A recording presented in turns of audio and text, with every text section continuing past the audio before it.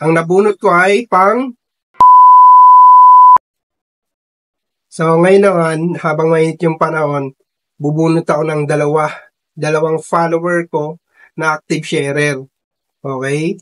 So, bubunot ako ng dalawang tao.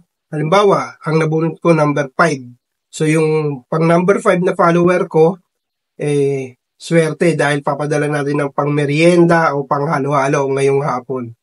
Okay? So, make sure lang na meron kang share ha, at active kang nagre-react sa ating mga posts. So, simulan na natin.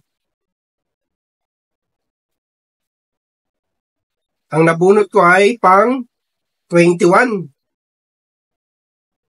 Kung maswerte kang pang 21 na follower ko ngayong hapon, i-screenshot mo na yan at i-message mo na ako para ipadala ko na yung premium mo. So, pangalawa. Pang 19. Pang 19 na follower. Kita nyo ba? Kung ikaw yung pang 19 na follower, no? Congrats. I-chat mo na ako ngayon para mapadala ko na yung pang merienda mo.